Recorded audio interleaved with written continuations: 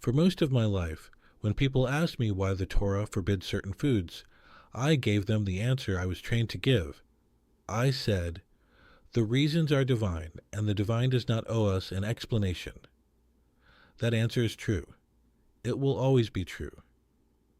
But over the past 2 decades, something has happened that I did not fully anticipate, and that my grandfather, who passed before it became undeniable, always said would come. Science has been catching up. Slowly, without meaning to, without framing it in the language of Torah, without in most cases even knowing what it was confirming, the research of modern biology, immunology, and nutritional medicine has been arriving, one study at a time, at conclusions that the Torah articulated 3,000 years ago. And I am not speaking about loose correlations or creative interpretations. I am speaking about specific prohibitions, specific biological mechanisms, specific categories of harm that God forbade in Leviticus and Deuteronomy, that modern science has now documented with a precision that should stop every thoughtful person in their tracks. My name is Rabbi Shlomo Katz. I am 71 years old. I was born in Tzfat, Safed, in northern Israel, in the mountain city where the great Kabbalists of the 16th century built a tradition of understanding Torah not as a collection of ancient rules, but as a living multidimensional code that speaks to every level of human existence simultaneously. I studied in the yeshiva of Tzfat and at Bar Ilan University, and for 43 years I have devoted my life to understanding the spiritual dimension of food as it is taught across Torah, Talmud, and Zohar.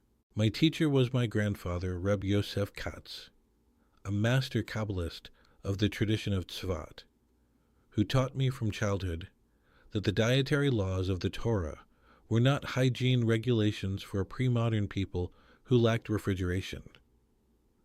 They were, he said, a map of the human being, a precise description of what strengthens and what diminishes the body and soul together, written by the one who created both.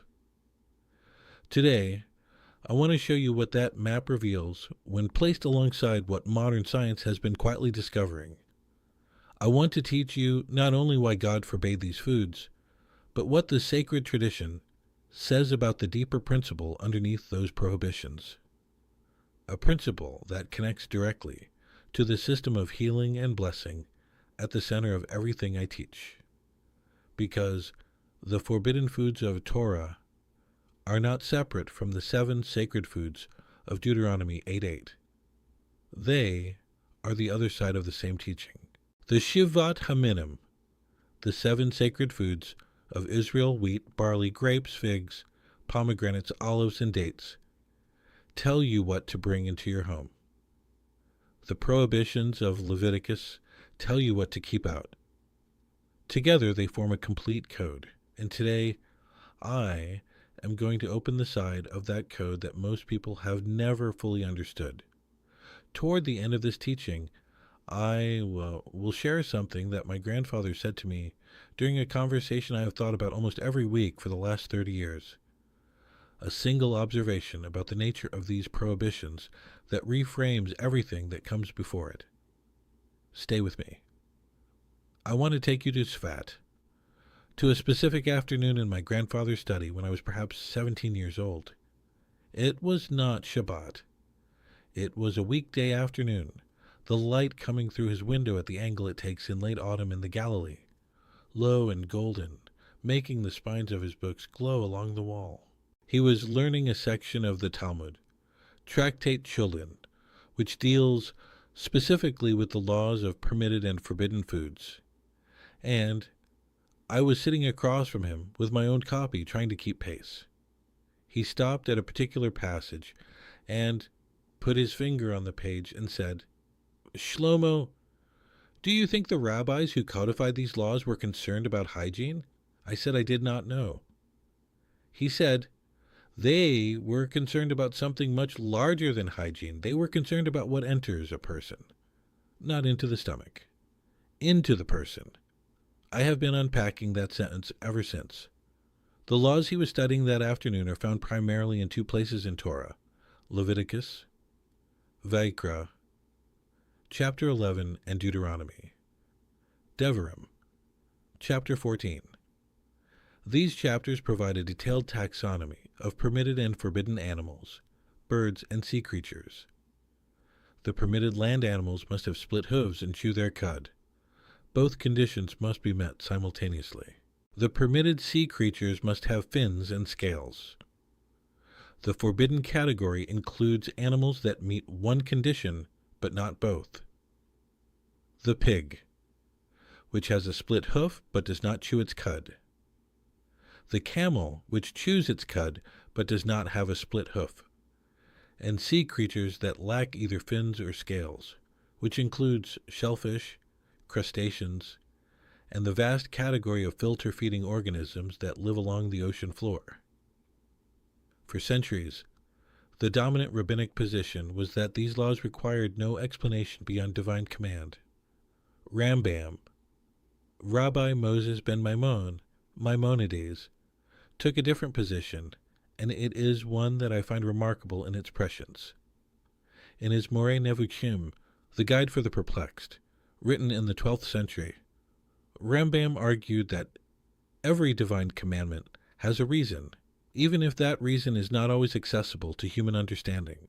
And specifically regarding the dietary laws, he wrote that forbidden foods damage the body, that the prohibition is connected to physical harm, not only to ritual or spiritual designation. He said this in the 12th century, without a microscope, without the capacity to sequence a genome or measure inflammatory markers in blood.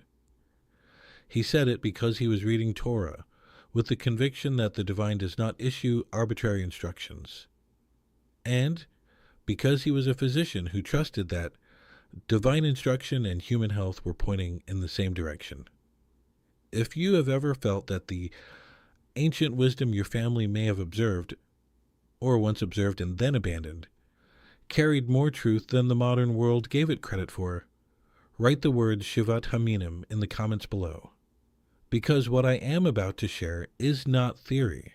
It is documented, verifiable, and in several cases, the researchers who discovered it had no idea they were confirming a 3,000-year-old prohibition. Let me tell you what the world looks like right now, in concrete terms. The global burden of foodborne illness affects an estimated 600 million people annually, according to the World Health Organization, nearly 1 in 10 human beings on Earth. The pathogens, most frequently implicated in serious foodborne disease, are concentrated, disproportionately, in the exact categories of animals that Torah forbids. Trichinella spiralis, the parasitic worm that causes trichinosis, is found almost exclusively in pork and the flesh of animals that do not chew their cud, the very biological category that Leviticus identifies as forbidden. Shellfish and filter-feeding sea creatures, which Torah prohibits entirely, are now known to be among the most efficient accumulators of environmental toxins, heavy metals, harmful bacteria, and pathogenic viruses in the marine food chain. The oyster, the clam, the shrimp, organisms without fins and scales, filter enormous volumes of water through their tissues as their primary feeding mechanism. Whatever is in that water, they concentrate. Whatever pathogens, toxins, or contaminants exist in the water they inhabit, they carry in elevated quantities in their flesh. This is not a medieval concern. The closed shellfish beds along coastlines around the world, coastlines where harvesting is prohibited by modern health authorities because the water is contaminated, are a contemporary reality. Torah said no fins and no scales, stay away. Modern regulatory agencies say contamination levels exceed safe limits, stay away. They are saying the same thing in different languages. But I want to go deeper than pathogen risk, because that is not the most important level of this teaching. The hygiene argument, important as it is not what my grandfather meant when he said the rabbis were concerned with what enters a person. He was pointing at something the sacred tradition has always understood, and that modern science is only beginning to find language for: the connection between what we consume and the internal environment of the body at a cellular and systemic level. The research of the last 15 years on the human gut microbiome has produced findings that the scientific community is still working to fully integrate. The microbiome, the community of microorganisms living in the digestive system, is now understood to be a primary regulator not only of digestive function, but of immune response, neurological health, inflammatory status, and what researchers are increasingly calling the gut-brain axis, the bidirectional communication system between the intestinal environment and the central nervous system. What we eat does not only nourish us, it shapes the microbial environment that shapes us. And the specific foods that the Torah forbids have been shown in multiple independent research contexts to produce measurable changes in the microbiome in the direction of inflammatory dysregulation, a disruption of the internal equilibrium that the tradition, in its own language, always associated with these foods. The Zohar teaches in a passage in Parashat Shemini, the Torah portion that contains the dietary laws, that forbidden foods create what it calls tumah, a concept that is usually translated as impurity, but that carries a specific meaning in Kabbalistic understanding. Tumah is not dirt. Tumah is a blockage, a condition in which the flow of divine light into a person is impeded. The Zohar describes the forbidden animals as carriers of a spiritual quality that is not compatible with the spiritual structure of the human being as God designed it. Not evil, not cursed, simply incompatible. The way a voltage mismatch is not evil, but will damage a device that cannot receive what is being sent through it. Now, let me give you the 3 principles the tradition teaches about why God forbade these foods, and what modern science has confirmed about each one. The first principle is what the tradition calls the principle of the vessel. In Kabbalistic teaching, the human body is described as a keli, a vessel, designed to receive and contain a specific quality of divine light. The Tanya, the foundational text of Chabad Hasidic thought written by Rabbi Shneur Zalman of Liadi in the 18th century, teaches that the foods a person consumes affect the refinement of that vessel, its capacity to receive and hold what it was designed to receive. Forbidden foods do not merely add something harmful. They alter the vessel itself. They change the quality of the instrument.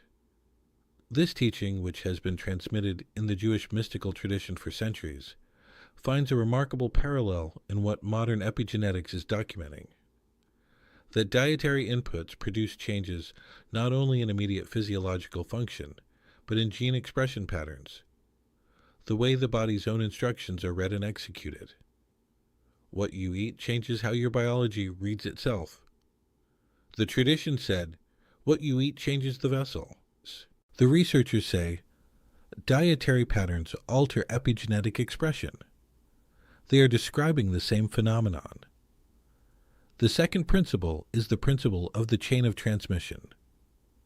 In Leviticus 11, the forbidden land animals are specifically identified as those that do not complete the process of digestion that the permitted animals complete.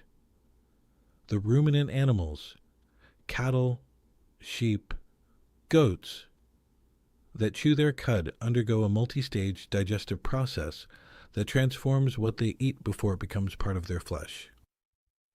The pig, which does not chew its cud, processes its food more rapidly and less completely. The Talmud, in Tractate Shulin, addresses this distinction in the context of the spiritual quality of what is ultimately contained in the animal's flesh. The rabbis teach that the multi-stage digestive process of permitted animals represents a kind of refinement, a transformation of raw material into something of greater spiritual compatibility with the human being who will receive it. What modern science has found is that the fat composition, inflammatory marker profile, and pathogen load of animals that do not ruminate differ significantly from those that do, in ways that have measurable downstream effects on the humans who consume them. The specific fatty acid ratios in pork flesh, the documented associations between regular pork consumption and elevated inflammatory markers in longitudinal studies, the presence of retroviruses in porcine tissue that are under ongoing research concern in the context of human disease. These findings were not anticipated by the researchers who discovered them. They were anticipated by the Torah 3,000 years ago. The third principle is the one my grandfather shared with me on that autumn afternoon, and it is the deepest of the three. He closed the Talmud at a certain point and sat quietly for a moment. Then he said, "Shlomo, you know what the forbidden foods and the permitted foods have in common?" I said I did not. He said, "They are all God's creation. Every pig, every shrimp, every eagle, created by the same creator who created the wheat and the olive and the grape. They are not forbidden because they are evil. They are forbidden because they are not yours. And there is a spiritual law in Torah that is older than kashrut, older than Leviticus, older than Sinai. The law that says, not everything that is created for this world is created for you. Some things are created for purposes you cannot see. Some things are created for ecological roles, for aspects of the world's functioning that have nothing to do with human nourishment. And the act of taking what is not yours, even when it is available, even when it is convenient, even when it is everywhere around you, that act disrupts something, not in the food, in you." He said, "The kashrut laws are not a list of dangerous things to avoid. They are a training in the capacity to say, this is not mine."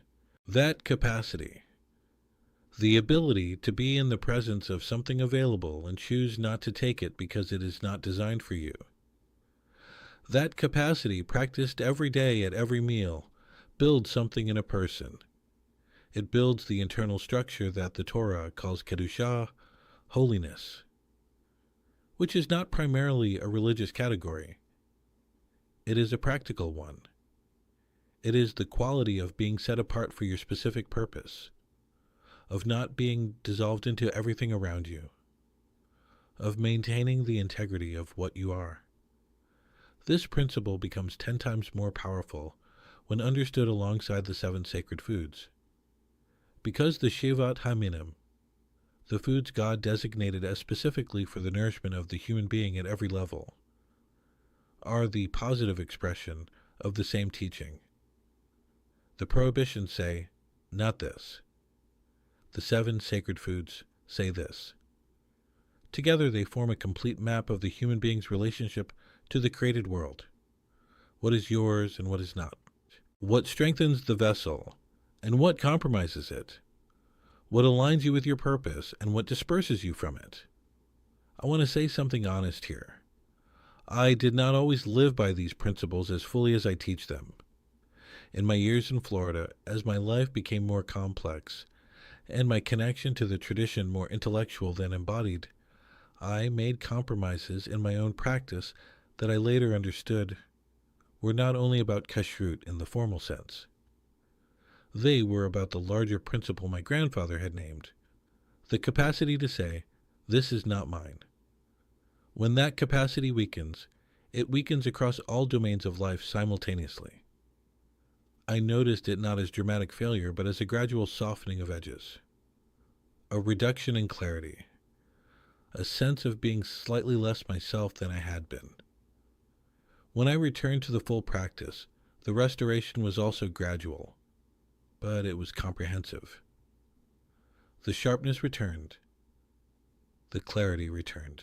The sense of being a specific person with a specific purpose returned. I do not think that was coincidence. I think it was exactly what the tradition said would happen. The world right now is a world in which the capacity to say, "This is not mine," has been systematically eroded. The entire architecture of modern consumption is designed to make every boundary feel arbitrary and every limit feel like a deprivation. We are surrounded by abundance and chronically undernourished because we have lost the ability to receive what is ours and release what is not. The dietary laws of Torah, understood at the level my grandfather taught them, are not primarily about food. They are about the training of a human being to live in alignment with their own nature, to receive fully what is given for them, and to let pass what is not. That training, practiced at every meal, 3 times a day, across an entire lifetime, produces a person of a different quality than a person who has never practiced it. The tradition has always known this. The science is beginning to find the instruments to measure what the tradition has always known. Let me bring this together for you now. Today, you received a teaching about the prohibited foods of Torah and the 3 principles the sacred tradition teaches about why God forbade them.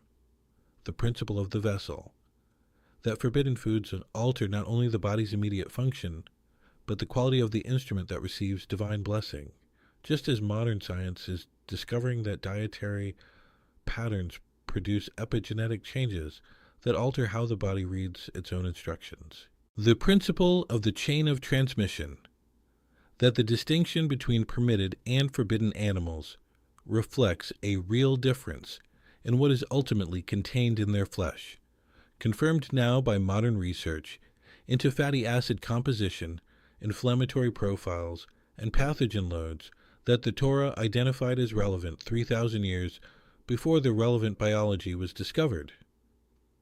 And the principle of this is not mine.